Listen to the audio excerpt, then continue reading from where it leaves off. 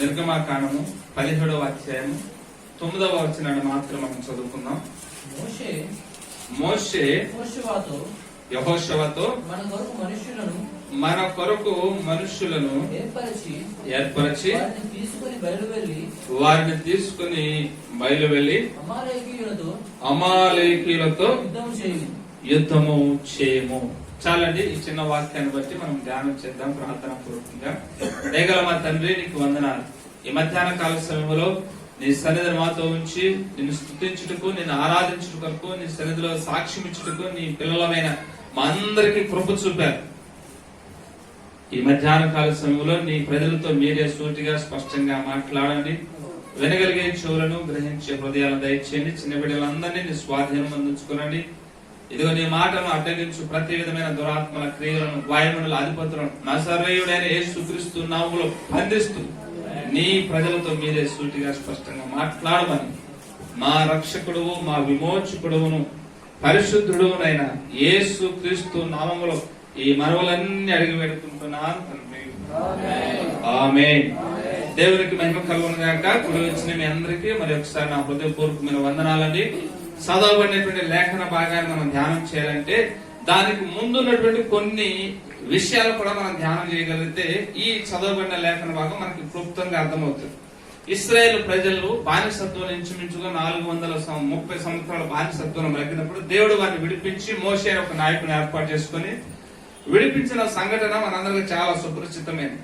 ఇక దేవుడు వారిని ఏ విధంగా పోషిస్తూ వచ్చాడంటే, ఇక వాళ్ళు 40 సంవత్సరాలు పొయ్యి ముట్టించకుండా, 40 సంవత్సరాలు పొయ్యి ముట్టించకుండా, పొయ్యి మీద ఒక గిన్నె పెట్టకుండా, పొయ్యిలో ఒక పాత్రలో నీళ్లు పోయకుండా, కాస్త బియ్యము పప్పులు గట్రా ఏమి వేయకుండా 40 సంవత్సరాలన్నీ అద్భుతంగా దేవుడు వారిని పోషించాడు. దేవునికి స్తోత్రం. అద్భుతంగా పోషించినప్పుడు ఇక వాళ్ళ పరిస్థితి ఎలా ఉండదు ఒకసారి ఆలోచించేది. మరలా వంట వండుకోవాలంటే ఎంత కష్టము, మరలా బట్టలు ఉతుక్కోవాలంటే ఎంత కష్టము. ఇక ఎలాంటి పోరాటం లేకుండా 40 సంవత్సరాలు వారిని ఆ అరణ్యంలో సమృద్ధిగా పోషించాడు. ఉదయం అవ్వగానే వాళ్ళకి కావలసినటువంటి మన్న ఆ మంచు మీద పడి ఉంటుంది. వాళ్ళు వెళ్తామో ఆ మంచులు తీసుకోవటము, ఆ మంచులు తీసుకొచ్చి రోడ్లు వేసుకుని దంచుకోవటము, జల్లెడు పట్టుకోవటము, ఆ జల్లెడు దిగినటువంటి ఆ మన్నాని వాళ్ళు రొట్టెలు కాల్చుకొని తింటము. అదే వాళ్ళ పని. అఫ్ కోర్స్ రొట్టెలు పొయ్యి పెట్టలేదంటే దాన్ని మీరు అపార్థం చేసుకోమాక. ప్రత్యేకంగా వంట కొరకు వాళ్ళకి పొయ్యి పెట్టలేదు, కానీ రొట్టెలు కాల్చుకున్నారు అంతే. వాళ్ళ కొరకు పంట పండలేదు, ఎక్కడ బియ్యాలు గాని గోధుమలు గాని ఏ పంట ఎలాంటి లేదు. ఆకాశం నుంచి దేవుడు పంపించిన మన్నాని మాత్రం వాళ్ళు కాల్చుకొని తిన్నారు. దేవుడికి స్తోత్రం. ఆ విధంగా మరి కొన్ని సందర్భాల్లో వాళ్ళు ఐగుప్తులో ఉన్నారు కాబట్టి ఐగుప్తులో వాళ్ళకి బాగా మాంసాహారం అలవాటు. ఆ ఐగుప్తులు వీళ్ళ చేత వ్యక్తి పని చేయించుకోవాలంటే కొంచెం వీళ్ళు బలంగా ఉండాలని మాంసాహారాన్ని బాగా అలవాటు చేసి మాంసాపేక్షకులుగా చేసి వీళ్ళని భయంకరంగా వీళ్ళ కష్టాన్ని అంతా కూడా దోచుకున్నారు. ఆ విధంగా మాంసం బాగా అలవాటు అయిపోయింది. కాబట్టి వీళ్ళు మన్నాతో తృప్తి పడట్లేదు. ఇక సనుగుతున్నారు, గొణుగుతున్నారు మోషే మీద. ఏమయ్యా మోషే, ఐగుప్తే బాగుంది, ఐగుప్తే మాకు బాగుంది. కష్టపడ్డా దానికి ఫలితంగా సాయంత్రానికి ఒక మొక్క ఉండేది. ఏముండేది? సాయంత్రానికి కష్టపడ్డా దానికి ఫలితంగా మొక్క ఉండేది. ఇక్కడ మొక్కలు లేవు, బొక్కల్లో. నువ్వు అరణ్యంలో తీసుకొచ్చావు, అదేదో పెడుతున్నావు కానీ అది బాగానే ఉంది, కానీ అది బాగలేదు అనలేము, కానీ అది బాగానే ఉంది, కానీ అది కూడా ఉంటే ఇంకా బాగుండు కదా అని సనిగితే గుడిగితే, పాపం దేవా ఏం చేయమంటావు నాయన, వీళ్ళకి బాగా మాంసాపేక్ష ఎక్కువగా ఉన్నాయా అని దేవుణ్ణి మోషే అడిగితే, మోషే సముద్రంలో చుట్టా పూరేడులు తెచ్చి పాలెంలో పడేసేవాడు. దేవునికి స్తోత్రం. 2 అడుగులు ఎత్తున పాలెంలో పూరేళ్లను తెచ్చి పడేస్తే, పూరేళ్లు అంటే ఏంటో మనకు తెలియదండి. అదొక సముద్రంలో ఉండేటువంటి చేప జాతి కావచ్చు. దానికి డిక్షనరీలో కూడా ఎక్కడ వెతికాను కానీ దొరకలేదు. దేవునికి స్తోత్రం. సముద్రంలో ఉండేటువంటి ఒక మాంసపు జాతికి సంబంధించినటువంటి పూరేళ్ళు అంటే అది చేప అయితే కాదు, కానీ సముద్రం వాస్తవానికండి భూమి ఒక వంతు అయితే భూమి అంతట్లో ప్రపంచ మండలంలో సముద్రము 3 వంతులు ఉంటుంది. సముద్రం 3 వంతులు ఉంటుంది కాబట్టి మనకి చేపలు మాత్రమే ఆహార వస్తువులుగా మనకు తెలుసు. చేపలు కొన్ని పెద్ద చేపలు, కొన్ని రకాల చేపలు మాత్రం మనకి ఆహార వస్తువులని మనకు తెలుసు. కానీ సముద్రంలో అణువణువు సృష్టించిన దేవుడు వీటికంటే, ఈ చేపల కంటే ఇంకా శ్రేష్టమైన వాటిని ఏదో మాంసాహారాన్ని ఉంచి ఉండవచ్చు. అది నా ప్రజలు కోరుకున్నారు కాబట్టి ఈ చేపలు అంటే చాలా స్వల్పమైన, వీటికంటే బలమైన శ్రేష్టమైన ఆహారం నా ప్రజలకు ఇవ్వాలనుకున్నాడు అని తెలియదు. శ్రేష్టమైన దేవదూతను భుజించు మన్నానే దేవుడు వారి కొరకు ఏర్పాటు చేసినప్పుడు శ్రేష్టమైన మాంసాన్ని ఏర్పాటు చేయలేదా? నేను అనుకుంటున్నాను చేపల కంటే కూడా శ్రేష్టమైన మాంసాహారాన్ని తీసుకొచ్చి ఇశ్రాయేల్ పాలెంలో వేసినప్పుడు వాళ్ళందరూ కూడా ఆ మాంసాన్నట సమృద్ధిగా తిని అమ్మయ్య దేవుడు మా కోరికలన్నీ తీరుస్తారని 40 సంవత్సరాలు హ్యాపీగా వాళ్ళ జీవితం కొనసాగుతున్న సందర్భంలో 40 సంవత్సరాల తర్వాత దేవుడికి ఒక ఆలోచన వచ్చింది. గత వారంలో ఒక ఆన్లైన్ లో ఒక దైవజనులు వచ్చి వాక్యం చెప్పారు కదా, పక్షిరాజు తన గూడు రేపి తన పిల్లలను అల్లాడేటట్లుగా చేసి కింద పడేస్తున్నాడు. మరలా పడిపోతున్న సందర్భంలో తానే వచ్చి మరలా రెక్కలు చాపి ఏ విధంగా పిల్లల్ని ఏ విధంగా పక్షిరాజు తీసుకొని పోతుందో అలాంటి ఒక అనుభవం నేర్పాలనుకున్నాడు దేవుడు. అలాంటి అనుభవంలో ప్రారంభ దశలో మనం ఈ రోజు చదువుకున్నటువంటి మూలవాక్యం. ఇక వాళ్ళకి మన్నాతోటి ఇక వాళ్ళని సరిపెడదాము. వాళ్ళంతటా వాళ్ళు పోరాటం నేర్చుకోవాలి, వాళ్ళంతటా వాళ్ళు సంపాదించుకోవడం నేర్చుకోవాలి, వాళ్ళంతటా వాళ్ళు ఈ లోకంలో బ్రతకడం వాళ్ళకి నేర్పాలి అనుకున్నాడు. అందుకనే ఇక మన్నాను కురిపించడం మానేసాడు. హల్లెలూయా. ఇక సముద్రంలోంచి పూరెలా రప్పించడం మానేసాడట. ఇక మీరే మీ చేతులతోటి కష్టపడండి, మీరే ప్రయోజకులు అవ్వండి అన్నట్లుగా ఇక దేవుడు వాళ్ళని మన్నాతో పోషించడం, మాంసాహారంతో పోషించడం మానేసి మీ అంతటా మీరు కష్టపడి సంపాదించుకోండి అని చెప్పాడు. చెప్పినప్పుడు ఈ లోకం అంతా కూడా వడ్డించిన విస్తర కాదండి. అప్పటికే రకరకాల జనాంగం ప్రజలు ఉన్నారు. వారందరూ కూడా పరాక్రమ కలిగినటువంటి వ్యక్తులుగా ఉంటున్నారు. వాళ్ళు రాజులు కలిగి ఉన్నారు, సైన్య సమూహాలు కలిగి ఉన్నారు. ఇప్పుడు వాళ్ళ దగ్గరికి వెళ్ళి రే ఈ దేశం మాకు ఇస్తానన్నారు రా దేవుడు, మీరు వదిలిపెట్టి వెళ్ళిపోండి అంటే వాళ్ళు ఊరుకుంటారా? మా దేవుడు వాగ్దానం చేశాడా? 40 సంవత్సరాలు దేవుడు మమ్మల్ని అద్భుతంగా పోషించాడా?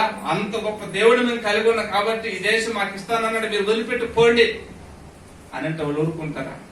అవునా బాబు, అవునా, సరే తీసుకుపో అని ఎవరైనా ఇచ్చేస్తారా? ఎవరు ఏం చేయాలి? ఇప్పుడు వాళ్ళతోటి యుద్ధం చేయాలి. హల్లెలూయా. యుద్ధము ఖచ్చితంగా చేయాలి. రాజులు మనకెవ్వరు లేరు, శూరులు మనకెవ్వరు లేరు, రాజులు మనకెవ్వరు లేరు, శూరులు మనకెవ్వరు లేరు, సైన్యములకు అధిపతి అయినా యెహోవా సైన్యములకు అధిపతి అయినా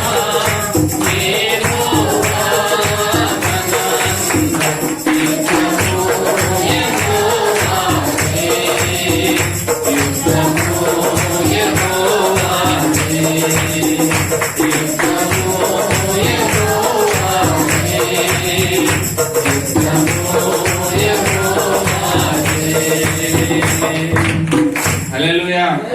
ఇక మీరు యుద్ధాలు చేయాలి బాబు, నేను ఇంతవరకు మిమ్మల్ని పోషించాలు. ఈ విధంగా నేను మిమ్మల్ని పోషించుకుంటా పోతే మీరు సోమరిపోతలైపోతారు, మీరు చేతగాని వ్యక్తులుగా మిగిలిపోతారు ప్రపంచ చరిత్రలో.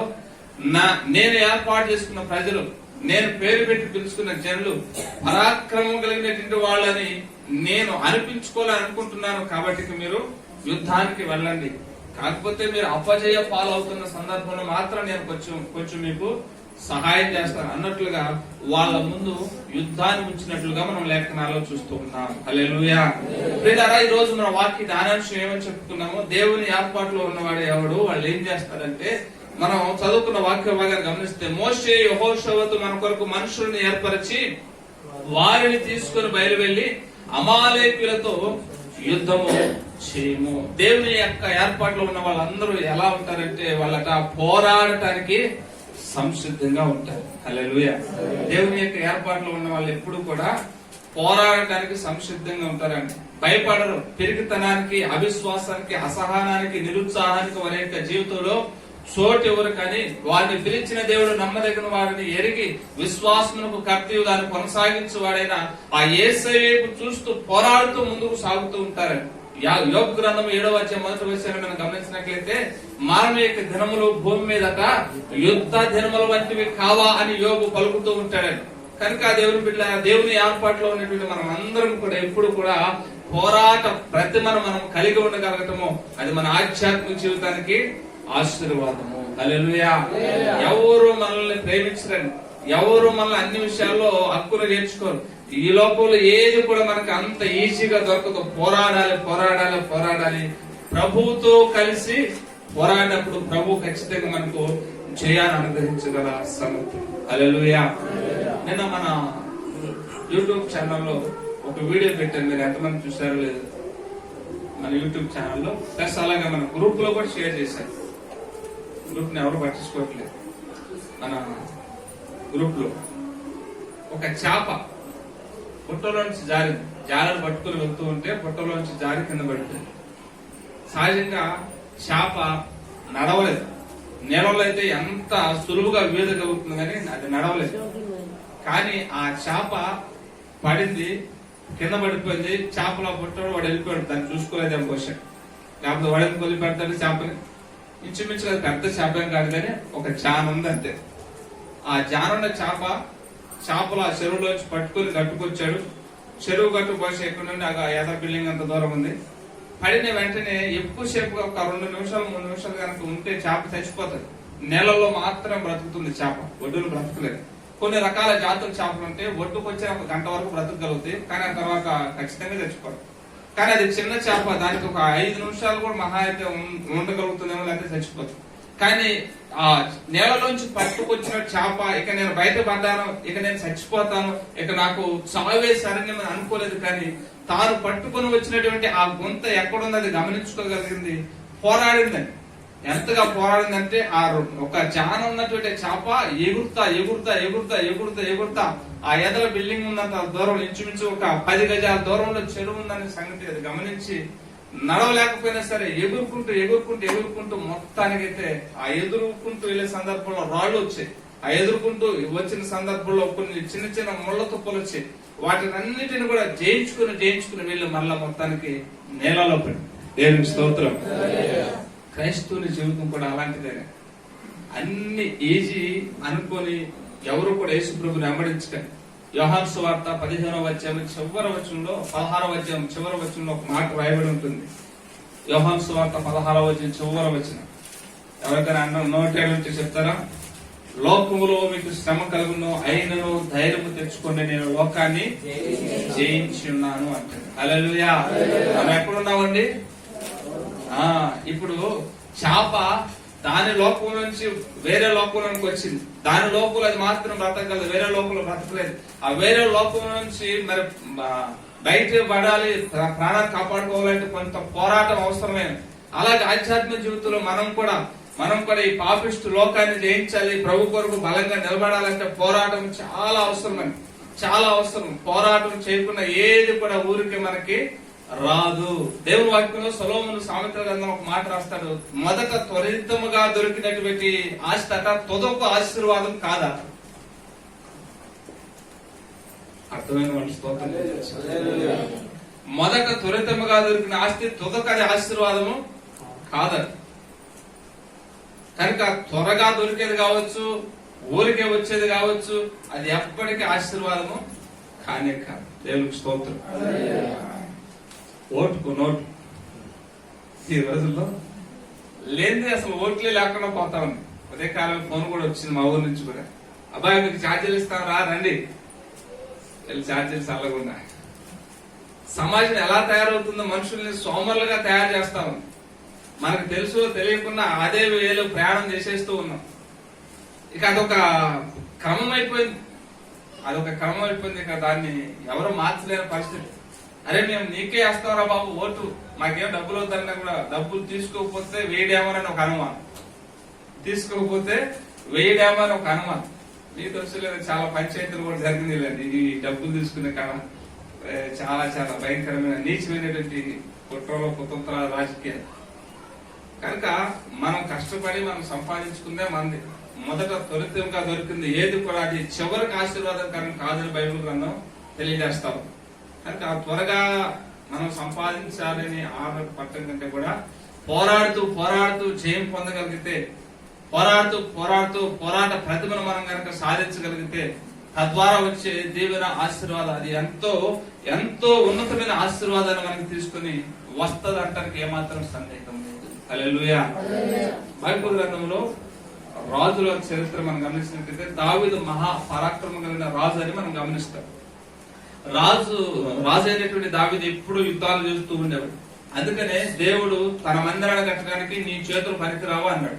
ఎందుకంటే రక్తం ఎక్కువగా ఒలికించినటువంటి చేతులు. కాబట్టి నీవు మందిరం కట్టవద్దు అన్నాడు. సరే, మంచోడు కదా అనుకుని సొలొమోనుకి ఆ బాధ్యతను అప్పగించాడు. మీరు ఒకసారి ఆ రాజుల చరిత్ర మీరు గమనిస్తే యుద్ధాలు చేసి పోరాడి ప్రతిమను సంపాదించి పోరాడి చనిపోయిన దావీదుని గురించి, అలాగే దావీదు కడుపున పుట్టినటువంటి సొలొమోను క్షమించాలి ఆ సమయాన్ని వరకైనా కావట్లేదు కదా, దేవునికి స్తోత్రం. దావీదు కడుపున పుట్టినటువంటి సొలొమోను గురించి బైబిల్లో రాయబడి వచ్చినప్పుడు సొలొమోను కంటే దావీదు మంచివాడు అని వ్రాయించాడు పరిశుద్ధాత్మ. ఎందుకో తెలుసా? దావీదు కష్టపడ్డాడు, పోరాడాడు కాబట్టి దావీదు జీవితంలో ఎక్కడ కూడా పాపానికి పెద్దగా అవకాశం లేదు. ఒక బెత్షెబా విషయంలో తప్పని బైబిల్లో రాయించాడు దేవుడు. కానీ సొలొమోనుకి పోరాటం ఏమైనా ఉందా? 40 సంవత్సరాల యుద్ధాలే లేవట. ఆనాడు ఇశ్రాయేలు ప్రజలకి 40 సంవత్సరాలు కనుక ఏకంగా మన్నా మాంసం ఎప్పుడు సమృద్ధిగా ఉన్నట్లుగా సొలొమోనుకి కూడా 40 సంవత్సరాల యుద్ధాలే లేవు. యుద్ధాలు లేనివాడికి ఏం ఆలోచన వస్తుంది? ఏ పని బాట లేనివాడికి కదా పారుమోకల ఆలోచన వచ్చేది. ఏదైనా ఒక పనిలో నిమగ్నం అయితే పారుమోకల ఆలోచన ఏమైనా వస్తాయి ఎవరికైనా? అది చేత ఇది చేత, ఆ తొట్టు పని చేత, ఈ తొట్టు పని చేద్దాం అనే ఆలోచన ఎందుకు వస్తుంది అంటే ఏ పని లేకపోతేనే వస్తుంది. దేవునికి స్తోత్రం. కాబట్టి సొలొమోను మంచివాడా చెడ్డవాడా అని మనం ఇక్కడ తీర్పు తెచ్చట్లేదు కానీ, చెడ్డవాడ మంచివాడు తీర్పు తెచ్చట్లేదు కానీ, యుద్ధం లేదు, పోరాటం లేదు కాబట్టి 1000 మంది భార్యలాట, 700 మంది రాజకుమార్తెలట, 300 మంది ఉపపట్నులాట, 1000 మంది కలిపి 1000 మంది కూడా కలిపట రాజుగారి మనసును త్రిప్పి వేశారంట, విగ్రహారాధికుల వైపు త్రిప్పి వేశాడట. కనుక ఆ పోరాటం లేకపోతే మనిషికి పతనం వస్తే గానీ అంత ఉద్యమైనది కాదు. కనుక ఆ పోరాడటానికి మనం ఎప్పుడు ఇష్టపడాలి. దేవునికి స్తోత్రం. ఒక ఆమె ఒక పాట పాడింది. ఏం పాట అంటే, ఎంత పెద్ద పోరాటము అంత పెద్ద విజయము, ఎంత పెద్ద పోరాటము అంత పెద్ద విజయము, పోరాడుతాను నిత్యము విజయమనేది సత్యము, పోరాడుతాను నిత్యము విజయమనేది సత్యము. ఎంత పెద్ద పోరాటము అంత పెద్ద విజయము, ఎంత పెద్ద పోరాటము అంత పెద్ద విజయము, పోరాడుతాను నిత్యము విజయమనేది సత్యము, పోరాడుతాను నిత్యము విజయమనేది సత్యము. హల్లెలూయా. ఎంత పెద్ద పోరాటం ఉంటుందో అంత పెద్ద విజయం మనకి దేవుడు అనుగ్రహిస్తాడు. కనుక ఆ పోరాటం ఏమి లేదు అనుకున్నామంటే సైతాను మన మీద ఎలుబడి చేసేటువంటి ప్రమాదాల అవకాశాలు ఎక్కువ. సొలొమోను యొక్క జీవితాన్ని బట్టి మనం గమనిస్తాం. కాబట్టి దేవుని యొక్క ఏర్పాట్లో ఉన్నవాడు ఎప్పుడు కూడా యుద్ధం చేయడానికి, శత్రువుతో పోరాటానికి, భౌతికమైన జీవితంలో కూడా పోరాడటానికి, ప్రయాసపడటానికి ఇష్టపడతాడట. అట్టి కృపా దేవుడు మనందరికి అనుగ్రహించును గాక. పోరాట ప్రతిమను దేవుడు మనకు నేర్పును గాక. దావీదండి ఒక సందర్భంలో పలుకుతాడు, దేవుడట ఆయన వేళకి యుద్ధమును తన చేతులకి పోరాటమును నేర్పువాడునై ఉన్నాను అంటాడు. దేవునికి స్తోత్రం. మన వేళకి పోరాటం, మన చేతులకి యుద్ధము దేవుడే నేర్పాలి. దేవునికి స్తోత్రం. కాబట్టి దేవుడు ఖచ్చితంగా మనకి నేర్పిస్తాడు. మనం పోరాడటానికి ఇష్టంగా ఉన్నప్పుడు మాత్రమే సుమా, చేతులు ముడుచుకుని ఉంటే కాదు, అడుగులు అలాగే నిలబడి ఉంటే అడుగులు వేస్తూ ముందుకు సాగితే దేవుడు మనకి సహాయం చేస్తాడు. ఒక భక్తుడు ఒక మాట అనగా నేను విన్నాను, వీలైతే పరిగెత్తు, వీలు కాకపోతే నడుచుకుంటూ వెళ్ళు, అంతగా నీ శరీరం కూడా సహకరించకపోతే వాగుకుంటూ వెళ్ళు, అంతేగాని చతికిలబడి మాకు చరిత్ర హీరోడుగా మిగిలిపోతావు అంటాడు. దేవునికి స్తోత్రం. వీలైతే పరిగెత్తాలి, లేకుంటే నడుచుకుంటూ, లేదంటే దోగాడాలి కానీ చతికిలబడి మాత్రం కూర్చోవటం వలన ఎవరికి ప్రయోజనం లేదు. కనుక దేవుని యొక్క ఏర్పాట్లో ఉన్నవాడు అందరూ కూడా మొదటగా ఏం చేస్తారంటే వాళ్ళు ఎప్పుడు కూడా యుద్ధం చేయడానికి సిద్ధంగా ఉంటారట. అఫ్కోర్స్ యుద్ధం చేయడానికి మనకి ఇప్పుడు శత్రువు లేదు, కానీ కనపడిన శత్రువు సైతం గారు ఒకడు ఉంటాడు. కనపడిన శత్రువు, మరొక మాటలో చెప్పాలంటే మన శరీరమే మనొక శత్రువు. స్తోత్రం. మన శరీరమే మనకు శత్రువు. దేవుని మందిరానికి వెళ్ళాలని పొరపెడుతుంది మనలో ఉన్న ఆత్మ. వెళ్ళొచ్చులేపా, ఎక్కడికి పోతుంది, ఆదివారం ఆరాధన ఎక్కడికి పోతే, ప్రార్థన ఎక్కడికి పోతే, పాస్టర్ గారు ఎక్కడికి పోతాడు, ఆఖరికి పోయి యేసు నామములో ప్రార్థిస్తున్నా తండ్రి ఆమె నన్న లోపు తలకాయ వచ్చి అక్కడ దూరం అంటే ఆశీర్వాదం పైనుంచి అలాగే పడిపోతుంది అనుకుని కొంతమంది నిర్లక్ష్యం చేసే వాళ్ళు కూడా లేకపోలేదు. కానీ పోరాడాలి, దేవుని సంధానం సమయానికి రావడానికి పోరాడాలి. అన్ని బిల్లు కట్టేసుకొని ఎప్పుడుకో ఇద్దాంలో దేవునికి చెందవలసిన మహిమ, దేవునికి చెందవలసిన భాగం అనుకొని అన్ని బిల్లు కట్టేసుకొని దశమ భాగం అనేటువంటి ఒక బిల్లు ఉందని సంగతి మర్చిపోయి అది ఇద్దాంలే, ఆ సమయానికి వస్తే ఇద్దాంలే అనేది కూడా కొన్నిసార్లు ప్రమాదం. దాని విషయంలో కూడా మనము పోరాడాలి. ఉన్నా లేకపోయినా దేవుని యొక్క నియమంలో మనం పోరాడుతూనే ఉండాలి. అప్పుడు దేవుడు సహాయం చేస్తాడు. హల్లెలూయా. ఇంకా రకరకాల పోరాటాలు ప్రార్థనకి మన శరీరం సహకరించైనా సరే పోరాడాలి. ప్రార్థన చేయడానికి మనసును లగ్నం చేసుకోవాలి. ప్రభు పనిలో వాడబడటం కోసం మన యొక్క ప్రాణాత్మ శరీరాలు ఎప్పటికప్పుడు సిద్ధం చేసుకోవాలి. ఇవన్నీ ఒక పోరాటం. ఎప్పుడైతే ఆ పోరాటం చేయడానికి నువ్వు ఇష్టపడతావో, ప్రభు యొక్క హస్తం మనకు తోడుగా ఉంటుంది. దేవుని స్తోత్రం. పోరాటం చేసే వాళ్ళకి విజయం దొరుకుతుందండి. కనుక మనం అందరం దేవుని ఏర్పాట్లో ఉన్న వాళ్ళమైతే పోరాడే వారంగా ముందుగా. ఇక రెండవ మాట, ఈరోజు జ్ఞానం కొరకు రెండవ మాట, పేతురు రాసిన మొదటి పత్రిక 2వ అధ్యాయం 9వ వచనం. పేతురు రాసిన మొదటి పత్రిక 2వ అధ్యాయం 9వ వచనం. అయితే మీరు చీకటిలో నుండి ఆశ్చర్యకరమైన తన వెలుగులోనికి మిమ్మును పిలిచిన వాని గుణాతిశయములను ప్రచురము చేయు నిమిత్తము ఏర్పరచబడిన వంశమును రాజులైన యాజక సమూహమును పరిశుద్ధ జనమును దేవుని సొత్తైన ప్రజలునై ఉన్నారు. దేవునికి స్తోత్రం. దేవుని ఏర్పాటులో ఉన్నటువంటి వ్యక్తిని మొదటిగా పోరాడుతూ ముందుకు ప్రయాణం సాగిస్తే, రెండవదట ప్రకటిస్తూ ముందుకు ప్రయాణం చేస్తా ఉంటాడట. అక్కడ పేతురు రాస్తూ అంటాడు, చీకటిలో నుంచి మిమ్మల్ని పిలిచిన వాని గుణాతిశయములను ప్రచురము చేయు నిమిత్తము మనము ఏర్పరచబడ్డాం. ఎందుకు ఏర్పరచబడుతున్నాం? ఎందుకు ఆదివారం మందిరానికి వస్తున్నాం? ఎందుకు ప్రభు శరీరంలో పాలు భాగస్తులుగా మార్చబడుతున్నాం? ఎందుకు ప్రభు శరీరాన్ని, ప్రభు రక్తాన్ని మనం సేవిస్తున్నామంటే ఆయన నామాన్నట ప్రచురం చేయటానికి. నాకు అప్పుడప్పుడు అనిపిస్తా ఉంటుంది, నెలలో ఒక్కళ్ళ కన్నా ఒక వ్యక్తి క్రీస్తు శరీర రక్త మాంసంలో పాలు భాగస్తులయ్యే వాళ్ళు ఒక్కళ్ళకి కూడా సువార్త ప్రకటించకుండా వచ్చి ప్రభు శరీరంలో పాలు పంపులు లేవని చెప్దాం అనిపిస్తుంది. అలాగంటే ఎంతమంది ఇప్పటికంటే ఇంచుమించు ఒక 25 మంది మన మందిరంలో ప్రభు శరీర రక్త మాంసాలు పాలు భాగస్తులు అవుతున్నారు. ప్రభు బల ఆరాధనలో పాల్గొంటున్నారు. బహుశా నాకు తెలిసి మరి హ్యాండ్స్ డల్ అయిపోతే ఎంతమంది డల్ అయిపోతారు అని కొంచెం భయమేస్తాం. ఏదేమైనా సరే మనం ప్రకటించుకున్న ప్రభు శరీరంలో, ప్రభు రక్తంలో పాలు పంపులు అసలు పొందకూడదని ప్రభు జ్ఞాపకం చేశాడు. సహోదరుడు మార్వాడి షాప్ లో చక్కెర మోస్తా ఉంటాడు. తనకు ఒక ఆటో ఉంది. ఆ మార్వాడి షాప్ లో చక్కెర మోసేటువంటి పని. మార్వాడి షాప్ లో కొనుక్కునే వాళ్ళు వస్తారు కాబట్టి ఆ కొనుక్కునే వాళ్ళ దగ్గర ఆ చక్కెరను తీసుకుని ఇంటి దగ్గర వేసి రావాలి. ఆయన మనసులో ఎప్పుడు కూడా సువార్తను ప్రకటించాలని ఒక కోరిక. ఆ మార్వాడి ఆయనకి పెద్దగా తెలుగు రాదు, ఈయనకి పెద్దగా హిందీ రాదు. కాకపోతే అర్థం చేసుకోగలరు. మార్వాడి షాప్ లో వ్యక్తులు కొంచెం తెలుగు వాళ్ళు అర్థం చేసుకోగలరు. తోడ హిందీ మాలూమైంది నాకులానే వాళ్ళు అర్థం చేసుకోగలరు. ఈయనకి కూడా కొంచెం హిందీ వచ్చు. మొత్తానికైతే ఒకరోజు సాక్ష్యం చేసి వాళ్ళ షేటుతో మాట్లాడుతున్నాడు. ఏమయ్యా షేటు ఆ బోలో సుబ్బారావు అన్నాడు. ఆయన పేరు సుబ్బారావు. ఆ చక్రం మోసి ఆయన పేరు సుబ్బారావు.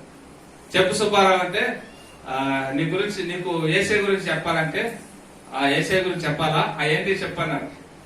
యేసుక్రీస్తు నమ్మకపోతానట మా పాస్టర్ గారు రోజు చెప్తా ఉన్నాడు, నరకం ఉందంట, ఆ నరకంలో పడిపోతామట, అక్కడ ఎప్పుడు ఏడుపు పడులు కోరటమేనంట, ఇక అక్కడ తప్పించుకున్న మార్గం ఏమీ లేదంట.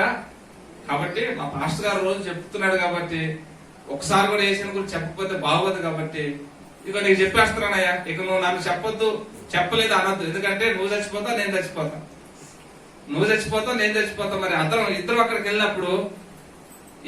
వెళ్ళినప్పుడు అరే సుబ్బారావు నువ్వు నాకేం చెప్పలేదు ఎందురా, నువ్వు చర్చికి పోతావు కదా, నువ్వు అన్నావు అనుకో ఊరుకోను నేను, ఎందుకంటే నువ్వు ఇప్పుడు నీకు నేను చెప్పేశాను అన్నాడు. అంటే అన్నసరికి ఆడికి షాక్, మారవాడి షాక్. అవునా సుబ్బారావు, నిజమేనా? నరకం ఉంటుందా? యేసు ప్రభు నమ్మకపోతే పోతామా? ఏమయ్యా మాకు తెలియదు, మా పాస్టర్ గారు అలానే చెప్పాడు, యేసు ప్రభు నమ్మకపోతే నరకానికి పోతారంటారు అని అంటే, అవునా సరే కానీ అక్కడ మన పనులు ఉన్నారు, ఇంకా కొంతమంది కుర్రోళ్ళు, వాళ్ళు కూడా పిలిచారు, అందరూ కూడా చెప్పు. అక్కడ కొంతమంది పనులు ఉన్నారు, మన వాళ్ళు షాప్ లో పనిచేసేటువంటి వాళ్ళందరూ కూడా పిలిచి చెప్పు. నాకు కూడా చెప్తే అట్లాగా వాళ్ళని కూడా పిలిచి చెప్పంటే వాళ్ళని కూడా పిలిచి వాళ్ళందరూ చెప్పాడంటే దేవుని స్తోత్రం. ఎంత గొప్ప. కొన్నిసార్లు మనం సంవత్సరాల తరబడి వింటున్నాం. మన ఇరుగు పొరుగు వాళ్ళు కూడా ఈ విషయాన్ని చెప్పం. ఈ విషయాన్ని చెప్పం. తీర్పు తర్వాత దేవుడే తీర్పు తీరుస్తాడు, కానీ చెప్పవలసిన బాధ్యత మాత్రము దేవుడు మన మీద ఉంచాడు అన్న సంగతి మనం బాగా గుర్తారు. హల్లెలూయా. చీకటిలో నుండి ఆశ్చర్యకరమైన తన వెలుగులోనికి పిలిచిన వాని గుణాతిశయములను ప్రచురము చేయాలి. చాలా మంది మీ యొక్క యేసు ప్రభు స్పెషాలిటీ ఏంటంటే, పరమగీతాలు ఒక మాట రాయబడి ఉంటుంది, నా ప్రియుడు ధవళవర్ణుడు రక్తవర్ణుడు 10,000 మందిలో అతి కాంక్షణీయుడు అని రాయబడిందని. మీరు ఆ మాట చెప్పలేదా? మన యేసయ్య గొప్పతనం. ధవళవర్ణుడు అంటే ఆయన పరిశుద్ధుడు, 10,000 మందిలో అతి సుందరుడు. ఆయన సుందరుడు ఈ లోకంలో ఎవరు లేరు. అందుకనే కవులు పాటలు రాశారు, ఎంతో సుందరుడమ్మ తాను నేనెంతో మురిసిపోయాను, ఎంతో సుందరుడమ్మ తాను నేనెంతో మురిసిపోయాను, ఎంతో సుందరుడమ్మ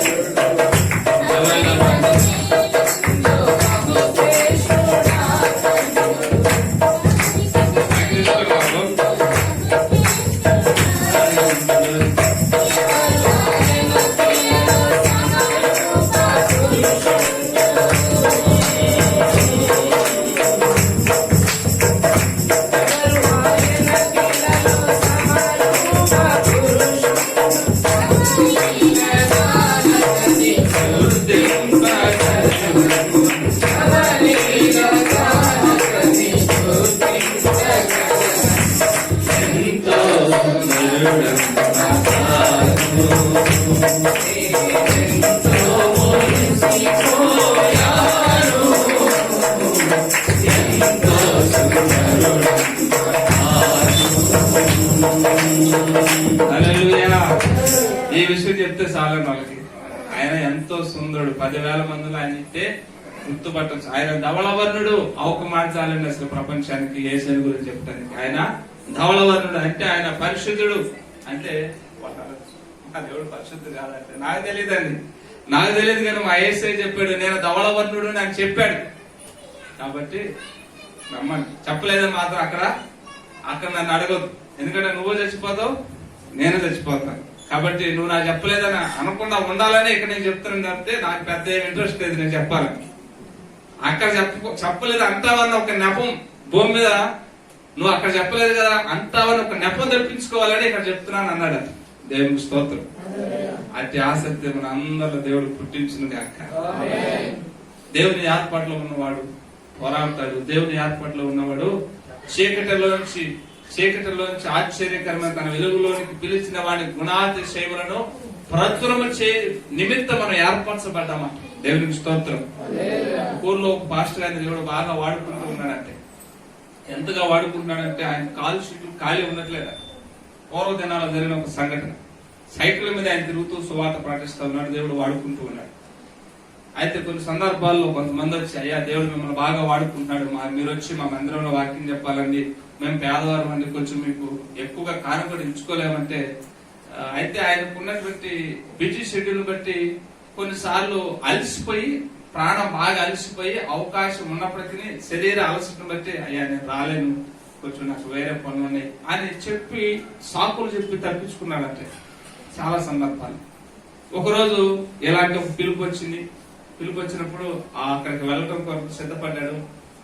ఈయన సైకిల్ తొక్కడానికి కొంచెం ఇబ్బంది పడుతూ ఎవరిదన్నా ఒక ఎడ్ల బండి కట్టించుకుని పోదామని ఒక ఆసామి ఇంటికి వెళ్తే ఆసామి అప్పుడే పొలం నుంచి వచ్చి ఆ ఎడ్ల బండిని అక్కడ పక్కన పెట్టేసి ఆ ఎద్దులన్నింటినీ కట్టి వాటికి కొంచెం మేతేసి కాళ్ళు చిత్తులు పట్టుకుంటూ ఉంటే పాస్టర్ గారు వెళ్ళి అయ్యా ఇదిగో పక్కన ఉన్నటువంటి పొరుగురికి వెళ్ళాలి, కొంచెం నేను సైకిల్ తొక్కడానికి కొంచెం కష్టంగా ఇబ్బందిగా ఉంది, నువ్వు ఎడ్ల బండి కడితే నేను నీకు ఎంతో కొంత మొత్తం చెల్లిస్తాను, దయచేసి నాకు ఈ సహాయం చేసి పెట్టవా, వేరే ప్రాంతానికి సువార్త ప్రకటించాలి, అక్కడి నుంచి నాకు ఆహ్వానం వచ్చింది అని అంటే ఆయన కొంచెం సందేహించాడు. గాని మరి వచ్చింది దైవజనుడు, వెళ్తున్న దైవ కార్యం, దాన్ని అడ్డగించడానికే మంచి పద్ధతి కాదని సరేనయ్యా కడతాను ఒక 10 నిమిషాలని లోపలికి వెళ్ళి కాస్త బట్టలు మార్చుకొని మరలా ఆ ఎద్దులు తీసి బండి కట్టి ఇక పోతా ఉందంట. ప్రయాణం చేస్తా ఉంటే ఊరికి ఒక 2 కిలోమీటర్ల దూరంలో ఉండగా ఈ యొక్క ఎద్దు కాలట బెనికి గొంతులో పడిపోయింది. బండి ఒకసారిగా ఆ ఎద్దు కాలు బెనికి ఒక సైడ్ కి ఒరిగిపోగానే బండి కూడా కొంచెం ఒరిగిపోయింది. ఈ కాలు బెనకటం అనుకున్నాం కానీ వాస్తవానికి కాలు బెనకటం కదట, ఏకం కాలు ఇరిగిపోయింది. కాలు ఇరిగిపోయి ఒక ఎద్దు కుప్పకూలిపోయింది, ఒక ఎద్దు నిలబడింది. ఇక బండి ఒరిగిపోయింది. వీళ్ళు గబగబా దిగేశారు. ఆ ఎద్దు దగ్గరికి ఆ ఎద్దు యజమాని పోయాడు. పాస్టర్ గారు పక్కన నిలబడి అరే ఏమైందయ్యా, ఎద్దుకి ఏమైంది అని పోయి చూస్తూ ఉన్నారు. ఈలోపు ఆ ఎద్దు యజమాని ఆ ఎద్దు దగ్గరికి వెళ్ళి చూస్తే కాలు బెనకటం కాదు, పూర్తిగా ఇరిగిపోయిన పరిస్థితి, ఇరిగిపోయి చతికిలబడి నిస్సహాయ స్థితిలో ఉంది. అప్పుడు ఆ యజమాని ఆ ఎద్దు మీద చేతులు ఉంచట బోరుని ఏడుస్తున్నాడట. బోరుని పెద్దగా వెంకలు పెట్టి ఏడుస్తున్నాడట, కేకలు వేస్తున్నాడట. ఈ పాస్టర్ గారికి ఏం అర్థం కావట్లేదు. అయ్యా ఏమైంది, ఎద్దు అలా పడినందుకు నువ్వు అంతగా ఎందుకు ఏడుస్తున్నావు, అంతగా నువ్వు బాధపడాల్సిన పని ఏంటి, ఎద్దు గురించి నీకెందుకు అంతలా చింత, ఎందుకు అంతలా రోదన, ఎందుకు కన్నీరు ఎందుకు అని పాస్టర్ గారు అంటా ఉంటే ఆయన అన్నాడట, అయ్యా కొన్ని రోజులుగా ఇది తొలకరి వర్షాలు పడుతున్నటువంటి రోజులు కాబట్టి కొన్ని రోజులుగా నా ఎద్దులకు అసలు విశ్రాంతి లేకుండా నేను పనిచేస్తూ వస్తున్నా. నా ఎద్దులకు అసలు విశ్రాంతి లేదు, విశ్రాంతి లేకుండా పనిచేస్తున్నా వస్తూ ఉన్నాను. సాయంత్రం పూట కూడా నేను ఎంతో అలసిపోయాను, నా ఎద్దులు కూడా ఎంతో అలసిపోయి ఎన్నో రోజుల నుంచి బహుగా కష్టపడి ఉన్నాయి. కానీ నేను పిలిచిన వెంటనే, కాడి లేపిన వెంటనే నా ఎద్దులు 2 కూడా కాడి కింద దూరి తన యజమాని యొక్క ఉద్దేశాన్ని నెరవేర్చడానికి ఎంతగానో ఇష్టపడిందని. అలాంటి ఎద్దు ఇప్పుడు కాలిరిగిపోతే నేను బాధపడకుండా ఎలా ఉండగలుగుతానని, యజమాని యొక్క ఉద్దేశానికి లోబడి యజమాని యొక్క చిత్తాన్ని చేయడానికి ఎంత శ్రమనైనా ఎంత కష్టానైనా భరించడానికి ఇష్టపడినటువంటి నా ఎద్దుకు కాలిరిగిపోతే నేను బాధపడకుండా ఇంకెలా ఉంటానండి అనేసరికి దేవుడు ఒక స్వరాన్ని ఇచ్చి మాట్లాడుతూ ఉన్నాడంట ఈ పాస్టర్ గారితో. ఓ పాస్టర్ గారు, మరి నీ యజమానుడు ఎవరు, నీ యజమాని యొక్క ఇష్టానికి నువ్వు లోబడ్డావా, నీ యజమాని యొక్క ఇష్టాన్ని నువ్వు నెరవేర్చావా, ఎన్నిసార్లు నీకు ఆహ్వానాన్ని పంపిస్తే నీకు అలసటగా ఉందని మానేసావు, నీకు వేరే పనులు అని సువార్త ప్రకటించడానికి అవకాశం ఇస్తే కూడా నువ్వు అవకాశాన్ని మానేసావు, ఎత్తుకున్న విశ్వాసం నీకు ఉందా అని ఒక స్వరం వినపడతా ఉంటే ఈ పాస్టర్ గారు కూడా మోకాళ్ళ నిలబడి ఆ ఎద్దు యజమాని ఏ విధంగా ఇచ్చాడో అదే విధంగా ఈయన కూడా ఏడుస్తా ఉన్నాడు. ఆ ఎద్దు యజమానికి అర్థం కాలేదు. ఆ ఎద్దు యజమానికి అర్థం కాల. అయ్యా ఎందుకు మీరు ఏడుస్తున్నారు, ఊరికి దగ్గరలో వచ్చాం కదా, ఒక 2 కిలోమీటర్లు అయ్యా, కొంచెం ఓపిక చేసుకుని నడుచుకుంటే వెళ్ళిపోవచ్చు అయ్యా, ఇప్పుడు నా ఎద్దు రాలేదు, నేను ఆ ఎద్దును బలవంతం చేయలేను, నువ్వెందుకు ఏడుస్తున్నావు అయ్యా, కావాలంటే మీరు నా భుజాల మీద ఎక్కడ నేను తీసుకుపోతాను అంటాడు. అంటే అప్పుడు ఆయన అంట, కాదులేక బాబు, నాకు ఏడుపు కారణం లేదు, నీ ఏడుపు నీ కారణం అంటే నా ఏడుపుకి నా యజమానుడి యొక్క స్వరం కారణం, నా యజమానుడి ఈ విధంగా మాట్లాడుతున్నాడు అనంటే అవునాయ్యా అన్నాడట. నిజంగా కొన్నిసార్లు ప్రకటించవలసినటువంటి మనం ప్రకటించవలసినంతగా ప్రకటించక సోమరితనానికో లేకపోతే నిర్లక్ష్యానికో లేకపోతే మన గురించి ఏదో ఎదుటి వ్యక్తి చెడు అభిప్రాయం పెట్టుకుంటాడేమోనని ప్రకటించడం మానేస్తూ వస్తున్నామని. కానీ ఆ ఎద్దుకున్నంత విశ్వాసం అనుకుందా? ఆ ఎద్దుకున్నంత విశ్వాసం యజమానుడు కాడి లేపి ఇక రాని కాడి దగ్గర పిలవగానే అది ఎన్నో రోజుల నుంచి అలసట లేకుండా కష్టపడినా సరే యజమాని యొక్క ఉద్దేశం నెరవేర్చడానికి తలదూర్చిందే. మరి ఆయన క్రియలు ప్రతిరోజు చేయటు కొరకు మనల్ని దేవుడట ఏర్పరచుకున్నాడట. చీకటిలోంచి ఆశ్చర్యకరమైన తన వెలుగులోనికి పిలిచిన వాని గుణాతిశయములను ప్రచురమొచ్చే నిమిత్తము ఏర్పరచబడిన వంశమును రాజులైన యాజక సమూహం అని దేవుడు గొప్ప బిరుదులిచ్చి మనల్ని ప్రేమిస్తూ ఉంటే ఆ ప్రకటన అనేది చేయకుండా మనం సోమరులు గారు నిద్రమత్తులు గారు ఉంటే ఆ ఎద్దుల కంటే ఇంకా మన యొక్క పరిస్థితి అధ్వానమైన పరిస్థితి, దారుణమైన పరిస్థితి. కనుక మనము పిలువబడిన వారమైతే, ఏర్పాటు చేయబడిన వారమైతే మనం ఎప్పుడు కూడా ప్రకటిస్తూనే సాగుతాం. హల్లెలూయా. ఇక మూడో విషయాన్ని చెప్పి నా మాట త్వరగా ముగించడానికి ఇష్టపడతానని, దేవుని ఏర్పాటులో ఉన్నవాడు పోరాడుతూ ఉంటాడు, దేవుని ఏర్పాటులో ఉన్న వాళ్ళు ప్రకటిస్తూ ఉంటారు. దేవుని యొక్క ఏర్పాట్లు ఉన్న వాళ్ళు లోకాసు వార్త 18:7 ప్రకారం, లోకాసు వార్త 18:7 ప్రకారం దేవుడు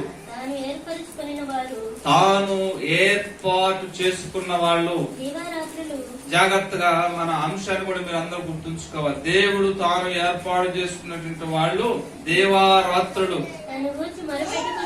తన్ను గూర్చి మొర్ర పెట్టుకొనుచుండగా వారికి న్యాయము తీర్చడా? ఆయన వారికి త్వరగా న్యాయము తీర్చును. వారి విషయమే కదా ఆయన దీర్ఘ శాంతము చూపుచున్నాడు.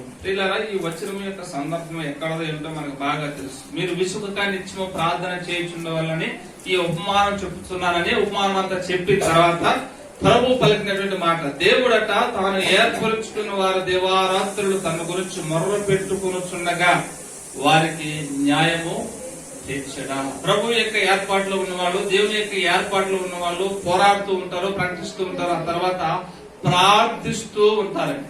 హల్లెలూయా. దేవుని ఏర్పాటులో ఉన్న వాళ్ళు ఏం చేస్తారు? ప్రార్థిస్తూ ఉంటారు. ప్రార్థిస్తూ ఉంటామంటే అది లాంగ్ ప్రాసెస్. ఏదో ఆదివారం ప్రార్థనకు రావటం అది ప్రార్థించే భాగం కాదండి. లేకపోతే శుక్రవారం ఒక రోజు ప్రార్థనకు రావటం అది ప్రార్థించే ప్రాసెస్ కాదు. అది లాంగ్ ప్రాసెస్ అన్నమాట. ప్రార్థిస్తూనే ఉంటారు దేవుని యొక్క ఏర్పాట్లో ఉన్న వాళ్ళు. కడుపు నిండినప్పుడు ప్రార్థన కాదు, లేకపోతే కడుపు కాలినప్పుడు ప్రార్థన కాదు. రకరకాల వ్యక్తులు ఉంటారండి. కడుపు కాలితే కొందరు ప్రార్థన చేస్తారు, కొంతమంది కడుపు నిండితే ప్రార్థన చేస్తారు. తెలుసా మీకు? కొంతమందికి కడుపు నిండితే ప్రభువా ఈ దినమంతట్లో లేకపోతే ఈ నెలంతట్లో నువ్వు సమృద్ధిగా పోషించావయ్యా నీకు స్తోత్రం అంటారు. అదే సమృద్ధి నీయకపోతే సనుగుళ్ళే గొనుగులు. ఆనాడు ఇశ్రాయేలు ప్రజల యొక్క ఆ స్పిరిట్ ఏమో ప్రవేశిస్తుందో ఏమో తెలియదు కానీ సనుగులు గొనుగులు సంశయాలు. కొంతమంది సమృద్ధి లేకపోతే ప్రార్థన చేస్తారు, ప్రభు అది లేదు నాయనా, ఇది లేదు నాయనా, సహాయం చేయనే. కానీ ప్రభు ఏర్పాటులో ఉన్నవాడు సమృద్ధిలో ఉన్నా ప్రార్థన చేస్తాడు, సమృద్ధి లేకపోయినా ప్రార్థన చేస్తాడు. దైవజనుడు పౌలు అంటాడు కదా, నేను దేన స్థితిలో ఉన్న నెరుగుదును, సంపన్న స్థితిలో ఉన్న నెరుగుదును, నాకేదో కొదవ కలిగినందున నేను ఇలాగనా చెప్పుట లేదు. నేను ఏ స్థితిలో ఉన్నా కూడా దేవుని మీద ఆధారపడగల, దేవునికి ప్రార్థన చేయగలని సాక్ష్యం ఇస్తాడు. దేవునికి స్తోత్రం. కాబట్టి దేవుని ఏర్పాటులో ఉన్నావా లేవో ఒకసారి పరీక్షించు. కరువు వచ్చినప్పుడు ప్రార్థన చేసే కేటగిరీ, లేకపోతే సమృద్ధి ఉన్నప్పుడు ప్రార్థన చేసే కేటగిరీ? ఏమి ఉన్నా ఏమి లేకపోయినా దేవుని యొక్క ఏర్పాటులో ఉన్న వాళ్ళు ఏం చేస్తారంటే ప్రార్థన అనేది కంటిన్యూగా చేస్తూనే ఉంటారు. స్తోత్రం. దేవుని ఏర్పాటులో ఉన్నావా అసలు లేవా? దేవుని ఏర్పాటుకి ఎరుపులో ఉన్నా ఒకసారి ఆలోచించి దేవుని యొక్క ఏర్పాటులో ఉండాలని దేవుడు ఈ విషయాన్ని మనకు జ్ఞాపకం చేస్తున్నాడు. ఓ రోజు ఓ దైవజనుడు ఏంటంట, వాళ్ళ సంఘానికి వచ్చేటువంటి ముస్లాం ఒక ప్రశ్న అడిగారట. అయ్యా పెద్దనా బాగా వృద్ధాపులోకి వెళ్ళావు కదా, ఈ 80 ఏళ్ళ వయసు వచ్చింది నీకు ఏదైనా కోరుకుందా అంటే, ఓ ఉంది బాబు, ఎందుకు లేదు కోరిక అన్నారంట. 80 ఏళ్ళ వయసులో ఏం కోరుకున్నట్టు పెద్ద నీకంటే, అయ్యా గతంలో మోకరిస్తే గంటకు తక్కువ ప్రార్థన చేసేవాడు కాదయ్యా, ఇప్పుడు మోకరించడానికి మోకాళ్ళు సహకరించట్లేదయ్యా, మోకాళ్ళు సహకరిస్తే ఒక గంట సమయం రోజులో యేసయ్యకి మనసారా నా యొక్క సమస్యలన్నీ, అనేకమైన విజ్ఞాపులన్నీ తెలియజేయాలి నా యొక్క హృదయవాంఛయ. ఇప్పటికే ప్రార్థన చేస్తూనే ఉన్నాను కానీ మోకాళ్ళ మీదకి రాలేకపోతున్నానని ఒక బాధ నన్ను వెంబడిస్తుంది. అవునా పెద్దయినా? ఇంకా ఏమైనా ఉన్నాయంటే ఉన్నాయ్యా. ఇంతకు ముందు వీధి వీధికి వెళ్లి కడపత్రికలు సువార్త రూపంలో ప్రజలకి నాకు పెద్దగా చదువు లేకపోయినా అందించలేకపోయినా సువార్త చెప్పకపోయినా కడపత్రిక ఇచ్చి అయ్యా ఇందులో ఏసే మాట నువ్వు చదువుకో నీకు మంచిదని చెప్పొచ్చేవాడు. ఇప్పుడు ముసలోడు అయిపోతున్నాను కదా, నాకు ఆ సహాయం ఆ శక్తి లేకుండా అయిపోయింది. ఆ విషయంలో నేను కొంచెం చింతిస్తున్నాను అని పంచుకుంటే ఆ దైవజనికి ఆశ్చర్యం అనిపించిందంటే కొన్నిసార్లు మనం ఈ విషయాల్లో చాలా నిర్లక్ష్యంగా ఉంటున్నామనే సంగతి మనం బాగా గుర్తించాలి. దేవుని ఏర్పాట్లో ఉన్నవాడు పోరాడుతూ ఉంటాడు, దేవుని యొక్క ఏర్పాట్లో ఉన్నవాడు ప్రకటిస్తూ ఉంటాడు, దేవుని యొక్క ఏర్పాట్లో ఉన్నవాడు ప్రార్థిస్తూ ఉంటాడు. దేవునికి స్తోత్రం. గత శుక్రవారము ఒక చిన్న వాక్య భాగాన్ని ఆధారం చేసుకుని ఏ వ్యక్తుల గురించి ఎలాంటి ప్రార్థన చేయాలో జ్ఞాపకం చేసుకున్నాము. శుక్రవారం మరి ఖాళీగా ఉండి ఇంటికాడ మాత్రం ఎవరు ఉండొద్దు, ఇంటికాడ ఉంటే దానంత దరిద్రం ఒక ఖాళీగా ఉంది. దేవునికి స్తోత్రం. ఇంటికాడ ఉండి ఖాళీగా ఉంటే దేవుని సన్నిధికి రాకుండా మాత్రం అది మనకు ఆశీర్వాదం ఏమి కాదు. ఏదైనా పనిలో నిమగ్నమై పని చేసుకుంటున్నారంటే ఓకే, దాని విషయంలో నేనేమన్నా దేవుడు కూడా ఏమన్నా. ఏ పని బాట లేకుండా ముస్లిం ముచ్చట్లని చెప్పుకుంటూ గనక సమయాన్ని వృధా చేసావంటే నీకు వచ్చేటువంటి దరిద్రత అది అంతా ఇంత కాదు. సహవాసంగా కూడుకోవడం కొందరు మానుకుంటున్నారు, మీరు అలా చేయకండి అని పౌలు హెబ్రీ పట్టణానికి ఒక పత్రిక రాశాడు. దేవుని స్తోత్రం. కొందరు మానుకుంటున్నట్లుగా సమాజంలో కూడుకుంటే మీరు మానుకుంటే ఆ సమయం సమీపించిన కొద్ది మరి ఎక్కువగా ప్రోత్సహించబడుతూ ఒకళ్ళొకరు రేపుకోమని దేవుని వాక్యం తెలియజేస్తాం.